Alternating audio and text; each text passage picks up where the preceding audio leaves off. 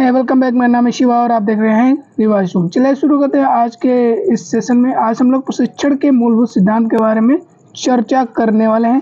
तो मूलभूत जो सिद्धांत है उनके बारे में देख लेते हैं कि बच्चों को अच्छी शिक्षा देने के लिए निम्न शिक्षण सिद्धांत दिए।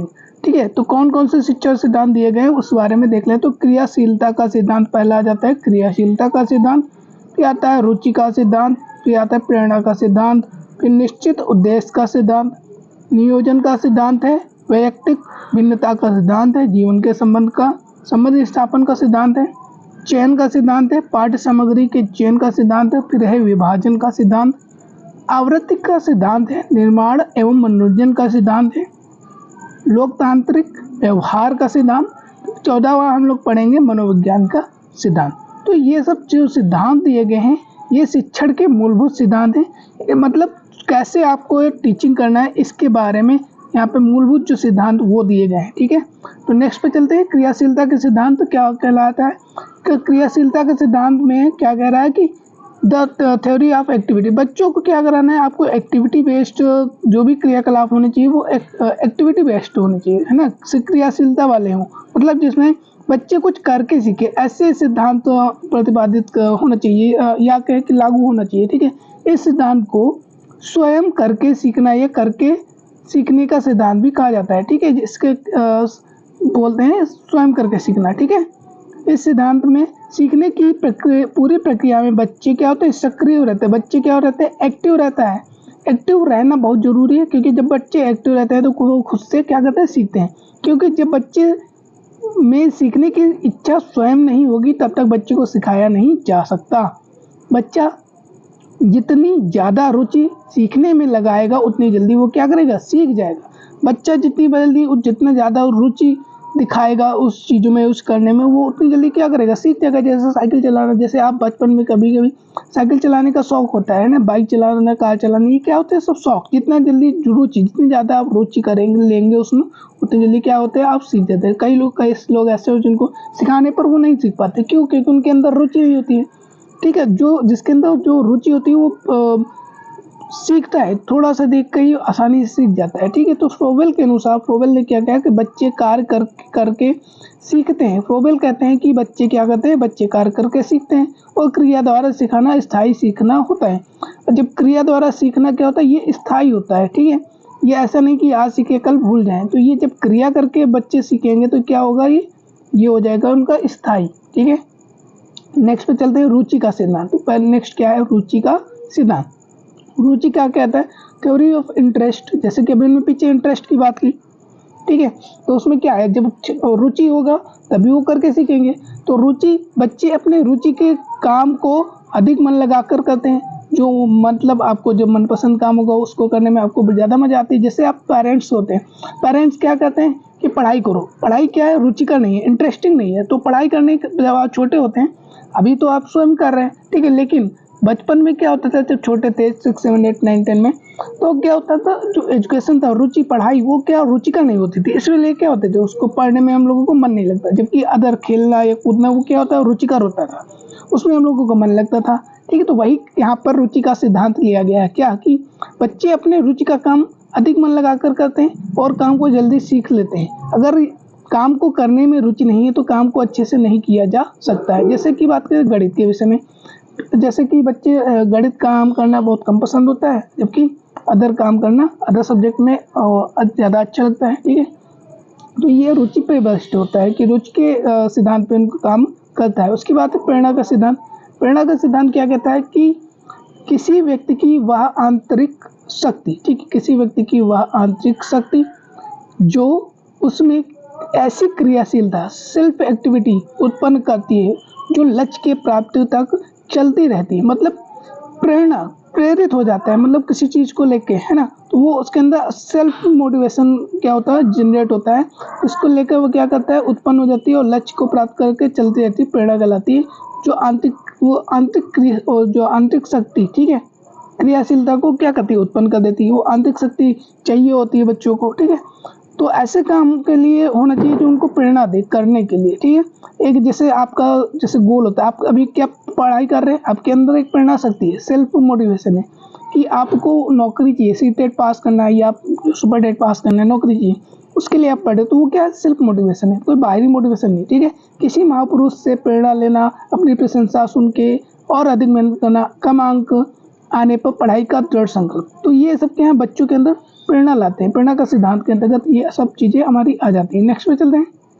नेक्स्ट है केली के अनुसार, केली क्या कहते हैं, शिक्षण में अभिप्रेरणा किसी न किसी रूप में अवश्य उपस्थित रहती है। तो जो अभिप्रेरणा है, मतलब अभिप्रेरणा, सेल्फ मोटिवेशन क्या होता है, किसी न किसी रूप में बच्चों के अंदर उपस्थित रहती है, बस आपको उसको हल्का सा खोदना रहता है। खोदना का मतलब आप थोड़ा सा उसको चिंगारी देना रहता है, जैसे कि बच्चे और भी ज़्यादा क्या हो जाते हैं, मोटिवेट हो जाते हैं। जैसे प्रेरणा के तरीके दो तरीके से होता है, एक शाब्दिक होता है, अशाब्दिक होता है। शाब्दिक में जैसे आप good, well done, good, star दे दिया बच्चों को, गुड दे दिया है ना, शाबाश, अति अच्छा, उत्तम, ऐसा वर्बल हो सकता है या लिखित में भी हो सकता है। जैसे स्टार दे देते हैं ना, अच्छा लग रहा है स्टार, तो बच्चा और भी क्या करता है, और अच्छा सुंदर बनाने का प्रयास करता है कि गुड मिला, इस बार हम वेरी गुड लेने की इच्छा जागती है। ठीक, अशाब्दिक क्या होता है, दंड देता है, जैसे कि अगर आपके नंबर नहीं आया तो मैं तुमको दंड दूंगा, ऐसी, ये क्या अशाब्दिक होगी, ये प्रेरणा का तरीका है, लेकिन ये क्या अशाब्दिक है, पुरस्कार, लालच देना कि अगर तुम पास हो जाओगे तो तुमको ये, अगर तुम इतने नंबर लाओगे तो तुमको ये चीज़ मिलेगी, इतने नंबर लाओगे तो ये चीज़ मिलेगी, है ना। ये सब क्या है, ये अशाब्दिक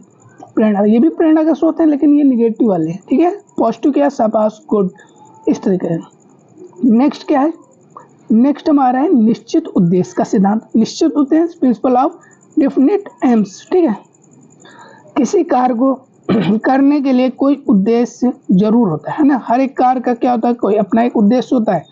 ऐसे ही प्रत्येक पाठ का कोई उद्देश्य जरूर होता है। तो जब आप टीचर हो के आप जब कोई चैप्टर पढ़ाते हैं तो उसका एक कोई मोटिव होता है, उद्देश्य होता है। जैसे यहाँ पे अभी टीचर क्या कर रहे हैं, लैपटॉप को यूज करके यहाँ पर प्लांट के बारे में पढ़ा रही है। ठीक है, तो बच्चों का एक टीचर का जो उद्देश्य है कि बच्चों को इस पेड़ के बारे में बताना है। ठीक है, तो अगर अध्यापक को शिक्षण करने का उद्देश्य नहीं पता होगा तो शिक्षण कभी अच्छे से नहीं हो सकता। अगर उद्देश्य ही नहीं पता है कि पढ़ाना क्या है, टॉपिक किस बारे में हम लोग चर्चा कर रहे हैं, तो अगर यही नहीं पता होगा तो क्या होगा, ये क्या होगा, शिक्षण करने का उद्देश्य नहीं पता होगा, शिक्षण कभी अच्छे से नहीं हो सकता है। अगर पाठ का, शिक्षक का कार्य का उद्देश्य निश्चित होता है तो वह सरल, सुगम, रुचिकर और स्पष्ट होता है। अगर उद्देश्य हमारा क्लियर है तो क्या हो जाएगा, ये क्या इंटरेस्टिंग होगा, सरल होगा और रुचिकर होगा। नेक्स्ट पॉइंट पे चलते हैं, नियोजन का सिद्धांत। नियोजन सिद्धांत क्या कहता है, नियोजन का सिद्धांत थ्योरी ऑफ प्लानिंग, मतलब कोई चीज़ को प्लान कैसे करना है। जैसे यहाँ पर टीचर क्या कर रही है, टीचर गणित पढ़ाने के लिए प्लान करती है ना, कोई एक टॉपिक है जिससे कुछ सिखाना है तो उससे रिलेटेड सूत्र कैसे एक्सप्लेन करना है, चीज़ों का यूज कर कैसे हम बता सकते हैं, ये सब चीज़ें क्या है, एक नियोजन का सिद्धांत के अंतर्गत आते हैं। किसी कार्य या शिक्षण का सबसे महत्वपूर्ण कार्य यह है कि योजना बनाकर, ठीक, क्या करना है, योजना बनाकर किया जाए, क्योंकि योजना बनाकर किया गया कार्य जल्दी पूरा होता है। अगर योजना बना के काम कोई करेगा तो सीक्वेंस से आप काम करते हैं। जैसे आप कहीं जाना होता है तो आप जाने के लिए क्या करते हैं, प्लानिंग करते हैं। आप प्लानिंग करते हैं कि पहले यहाँ पहुँचेंगे, फिर यहाँ से बस या अदर ट्रांसपोर्ट यूज करेंगे, फिर वहाँ से ट्रेन पकड़ लेंगे। तो ये क्या है कि योजना है। अगर आप बिना योजना बनाए ऐसे चल देते हो, चलो चलते हैं, जो मिलेगा रास्ते में देखा जाएगा, ठीक है, तो वो क्या होता है, उसमें आप पहुँचने में कठिनाई लगेगी, कठिनाई आएगी और टाइम भी ज़्यादा लगेगा। लेकिन जब आपको पता होगा कि यहाँ से यहाँ पर हमको पहुँचना है और यहाँ से यहाँ हमको ये साधन मिल जाएगा, XYZ जो भी है, तो क्या हुआ, अब इस आपको पहुँचने में एक योजना नहीं है तो सरल, आसान और बिना बोरिंग का, बिना टेंशन की यात्रा कर सकेंगे आसानी से। ठीक है, तो यही एक योजना, जैसे टीचर के रूप में आपको जब पढ़ाते हैं तो एक योजना बनानी है कि आपको क्या क्या चीज़ें प्रयोग कर सकते हैं, ठीक है, क्या क्या चीज़ें यूज़ करके आप बच्चों को सरल तरीके से उस कठिन से कठिन सब्जेक्ट को, उस कठिन से कठिन चीज़ को आसान बना सकते हैं। क्या क्या बच्चों को समझाना है, इसकी योजना पहले से बना लेनी चाहिए। जैसे गणित की पढ़ाई कराते वक्त हमने अभी बताया कि गणित में क्या होना चाहिए, जैसे फार्मूला अगर पढ़ाने हो तो फार्मूले पढ़ाने के लिए बच्चों को उस चीज़ से रिलेटेड चीज़ों को, जैसे ज्यामिति पढ़ाना है ना, आकृति बढ़ाना है, तो वो चीज़ें बच्चों को दिखाई जाए, समझाई जाए, तो वो आसानी से उसको रिलेट कर सकते हैं। सामाजिक अध्ययन हो गया, खेल के अध्ययन, तो इन सब चीज़ों के लिए क्या होता है, नियोजन का सिद्धांत आवश्यक है, या हम कहें नियोजन का सिद्धांत यूज करके इसको बहुत बेहतर तरीके से एक्सप्लेन कर सकते हैं। उसके बाद आता है छोटे छोटे से पॉइंट है, देख लेते हैं। वैयक्तिक भिन्नता का सिद्धांत, ठीक है, principle of individual differences. Individual मतलब हर व्यक्तित्व का अलग अलग अंतर होता है। जैसे सभी बच्चों में अपनी आयु के अनुसार रुचियाँ, योग्यताएँ, अभिरुचियाँ अलग-अलग होती हैं। मतलब जैसे कि आप अपने भाई से देखें तो आपके भाई के अंदर जो इंटरेस्ट होगा हो सकता है आप में ना हो, है ना? आपके भाई को अदर काम करने में मज़ा आती है, आपका काम जो रुचिकर होने वाला हो तो वो अलग हो सकता है, ठीक है? तो दोनों में क्या हो सकती है, दोनों में भिन्नता हो सकती है, ठीक है? तो सभी बच्चों में अपनी आयु के अनुसार, एक ही आयु के बच्चे ज़रूरी नहीं कि दोनों में सेम इंटरेस्ट हो, ठीक है? हो सकता है उनकी योग्यताएँ अलग हो, किसी को मैथ अच्छे से आती है, किसी को मैथ नहीं आती है, किसी को अदर सब्जेक्ट अच्छे से आते हैं जैसे इंग्लिश आता है, किसी को इंग्लिश कमज़ोर होती है। तो ये क्या है, व्यक्तिक भिन्नता, मतलब व्यक्तित्व का भिन्नता होती है। किसी का आयु, किसी के लोकेशन, रहन-सहन, ये सब क्या करते हैं, इफ़ेक्ट करते हैं। फिर बात करते हैं जीवन से संबंध स्थापित का सिद्धांत स्थापन का सिद्धांत। जीवन से कैसे आप रिलेट कर सकते हो, उस स्थापन का सिद्धांत ये है कि राष्ट्रीय पाठ्यचर्या की रूपरेखा जो 2005 में भी शिक्षा को जीवन से जोड़ने की बात कही गई है। मतलब बच्चों को जो पढ़ाना है, ठीक है, बच्चों को क्या करना है, जो भी पढ़ाना है वो उनके भौतिक जीवन से जोड़कर आप पढ़ाएं तो वो अच्छा आसानी से सीखते हैं।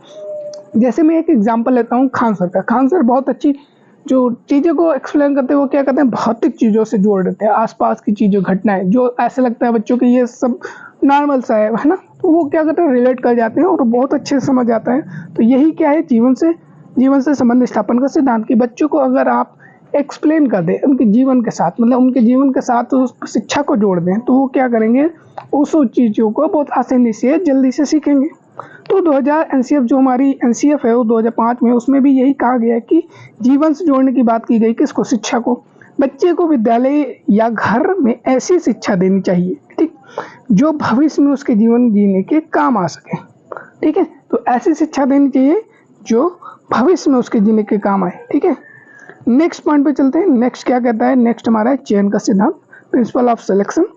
चयन कैसे करना है, अध्यापक को कक्षा में बच्चों को कब, क्या, कैसे और कितना पढ़ाना है, ठीक है। जब टीचर ये सेलेक्ट करता है बच्चों को, आज जैसे कोई बड़ा सा टॉपिक है, उसका सब टॉपिक बना लिया, उसको छोटा छोटा पार्ट में डिवाइड कर लिया, बच्चों को आज केवल ये पढ़ाएंगे और ऐसे ऐसे पढ़ाना है और इसमें ये हमारे शिक्षण विधियाँ प्रयोग करेंगे, ठीक है। तो ये हमारा चयन का सिद्धांत होता है। तो इन सिद्धांतों का प्रयोग करके टीचर एक बढ़िया टीचर बन सकता है ना, कि वो पढ़ाने के तरीके, ये स्किल है, ठीक है।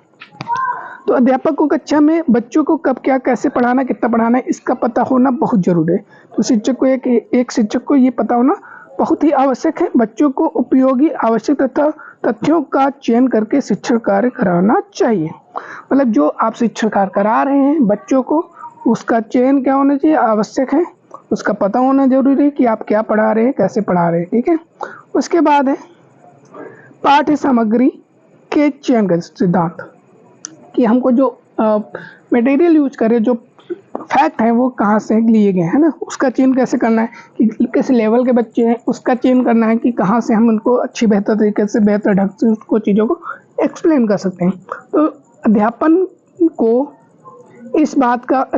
इस बात का ध्यान रखना चाहिए कि सब्जेक्ट का चयन करते समय कि वो बच्चों के अनुकूल हो, मतलब उनके लेवल का हो, ठीक, ना ही ज़्यादा कठिन हो, ना ही ज़्यादा सरल हो। सरल हो ज़्यादा होगा तो हो सकता है वो बोरिंग हो जाए, कठिन हो जाए तो वो उनके समझ में आएगा तब भी वो बोरिंग हो जाएगा। तो ऐसा होना चाहिए कि जो उनके इंटरेस्ट का हो, उनके लेवल का हो, उनके बौद्धिक क्षमता के आधार पर हो, ठीक है। तो भिन्न भिन्न बौद्धिक स्तर के छात्रों को भी ध्यान रखना चाहिए, ठीक है, कि हो सकता है कुछ उसमें, अब देखो मोस्टली बच्चे कैसे 3 प्रकार के होते हैं। 3 प्रकार के कौन से? एक होते हैं जो ब्रिलियंट होते हैं, ठीक है। ब्रिलियंट मतलब वो ऐसे बच्चे जो चीज़ों को बहुत जल्दी सीख जाते हैं, ठीक है। क्या होते हैं वो बच्चे, चीज़ों को बहुत जल्दी सीखते हैं। मान लेते हैं ए टाइप के बच्चे हैं जो चीज़ों को बहुत जल्दी सीखते हैं। बी है मॉडरेट मतलब बीच के, ना तो जल्दी सीखते हैं, मतलब कोई सवाल जैसे मैथ का पढ़ा रहा हो तो एक बार में नहीं 2 बार में समझ जाते हैं। फिर आते हैं सी टाइप के। सी टाइप मतलब जिनको 2 या 2 से अधिक बार समझा, मतलब 2 से अधिक बार, मतलब मान लो 3, 4, 5 बार समझाओ तब समझ आ रहा है। तो ऐसे बच्चे क्या हो जाएंगे, अब इनको सबसे सिंपल तरीके से समझाओगे तो ए वाले बोर हो जाएंगे, बी वाले बोर हो जाएंगे, ठीक है, मतलब बोरिंग लगेगा बी वालों को। अगर तुम मॉडरेट में समझाते हो तो बी वाले और ए वाले दोनों को, मतलब कहने का तात्पर्य है कि पाठ्य सामग्री का इस प्रकार चयन करो कि ये तीनों कवर रहे हैं, ठीक है, ना ही वो इतना बोरिंग लगे ना ही वो इतना हार्ड लगे। नेक्स्ट है विभाजन का सिद्धांत। अब विभाजन का क्या कहता है कि चैप्टर को छोटी छोटी इकाइयों में बांट के बच्चों को पढ़ाएं। जैसे कि अभी हमने कहा जैसे कोई टॉपिक पढ़ा रहे हो तो टॉपिक थोड़ा कठिन से लग रहा है या टॉपिक थोड़ा बड़ा है, तो एक साथ ना पढ़ा के क्या करें, उस टॉपिक को हम लोग छोटे छोटे भागों में डिवाइड करें, पार्ट में डिवाइड करें, फिर उसको क्या करें, उसको पढ़ाएं, उसको एक्सप्लेन करें। ठीक है, तो ये हो गया विभाजन का सिद्धांत। ये आवृत्ति का सिद्धांत। आवृत्ति का सिद्धांत में क्या होता है, बच्चे के मस्तिष्क में विचारों को स्थायी बनाना। अब देखो, अब स्थायी बनाने के लिए अब एक एक्टिविटी को बार बार अगर रिपीट करेंगे तो बच्चों को क्या होगा, बच्चों को जैसे आप मैथ पढ़ा रहे हैं, ठीक है, तो मैथ आपने एडिशन सिखाया, तो एडिशन में पहले एक तरीका से बता दिया, ठीक है, एक क्वेश्चन सॉल्व कराया, एक तरीका बताया कि बच्चों ये ऐसे ऐसे करना है, जैसे 3 और 5 को जोड़ना है, तो आपने क्या किया, गिट्टी या कंचे या गोलियां को यूज करके आप बताया कि 3 और 5 को 3 गोलियां लो और 5 गोलियां लेके आपस में मिला लो, तो टोटल गिन लो, टोटल क्या हुई, 8 गोलियां निकली। तो ऐसे करके आप अब संख्या चेंज कर दे रहे हैं। ठीक है, क्वेश्चन तो क्या है, सम का है, जोड़ का है। ठीक है, बच्चों को सिखा रहे हो जोड़, लेकिन क्या है, अब आवृत्ति क्या हो रही, बार बार रिपीट हो रही, प्लस करना है लेकिन क्या संख्या बदल रही। तो ये हो गया हमारा आवृत्ति का सिद्धांत। ठीक है, टॉपिक एक ही है लेकिन वो बार बार रिपीट हो रहा है। ठीक है, उसके बाद आता है निर्माण एवं मनोरंजन का। अब देखो, जो टीचर एज अ टीचर अगर आप बच्चों को निर्माण मतलब कोई चीज़, जैसे कोई आपने जोड़ दी है, मतलब टूटी हुई बिखरी हुई दे दी, अब उसको बच्चों को बोला कि ये प्रॉब्लम है, इसको सॉल्यूशन ढूंढो, उसको जोड़ो। ठीक है, तो बच्चे क्या करेंगे, उसको इंटरेस्ट करेंगे। ठीक, फिजिकल फॉर्म में। मनोरंजन का सिद्धांत, बच्चों को ऐसी चीज़ें हो जो मनोरंजन करती हों। बच्चों को खेल खेल में मनोरंजन के साथ पढ़ना अच्छा लगता है। ठीक है, जल्दी सीखते हैं मनोरंजन के साथ पढ़ने में, वो क्या होती है, वो जल्दी चीज़ें सीखते हैं। ठीक है, नेक्स्ट पे चलते हैं, लगभग कंप्लीट होने वाला है, 14 ही थी। तो नेक्स्ट क्या है, नेक्स्ट हमारा कह रहा है लोकतांत्रिक व्यवहार का सिद्धांत। अब लोकतांत्रिक व्यवहार का सिद्धांत क्या है कि बच्चों को पूरी स्वतंत्रता होनी चाहिए कि अपने प्रश्नों को अध्यापक से पूछ सकें। ठीक है, कक्षा में पूछ सकें।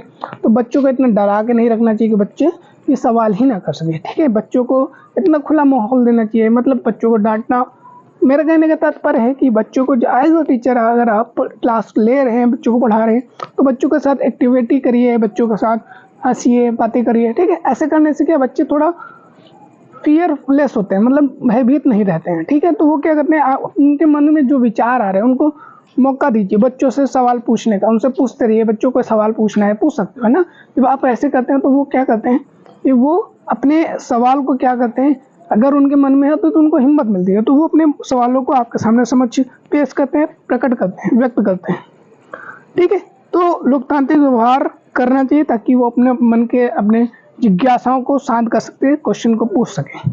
फिर आता है मनोविज्ञान का सिद्धांत। अब मनोविज्ञान का सिद्धांत, कक्षा में मनोविज्ञान का सिद्धांत का प्रयोग करके पढ़ाना चाहिए। मनोविज्ञान के सिद्धांत वही मंडलेश्वरी विधि, ठीक है, ये सब जो सिद्धांत दिए गए हैं उनका प्रयोग करके, मतलब बच्चों को आसानी से समझ आ जाएगा। ठीक है, तो आई होप आप लोगों को ये समझ आया होगा। तो लाइक एंड सब्सक्राइब कर देना। थैंक यू फॉर वॉचिंग, और प्लीज़ वीडियो को लाइक ज़्यादा से ज़्यादा करें। देखो, लाइक करने से आपका कुछ नहीं जाएगा, और अगर आप एक लाइक करते हैं, ठीक है, तो ये मुझे मोटिवेट करेगा। ठीक है, और मोटिवेट करेगा तो मैं आपको अच्छा से अच्छा कंटेंट देने की क्या करूँगा अच्छा से अच्छा कंटेंट देने का प्रयास करूँगा। ठीक है, तो आपका लाइक मुझे क्या करता है, मोटिवेट करता है। ठीक है, तो ये क्या है, मेरे लिए उद्दीपन का काम करेगा। ठीक है, तो आई होप आपको समझ आएगा। तो थैंक यू फॉर वॉचिंग, मिलते हैं नेक्स्ट वीडियो के साथ। धन्यवाद।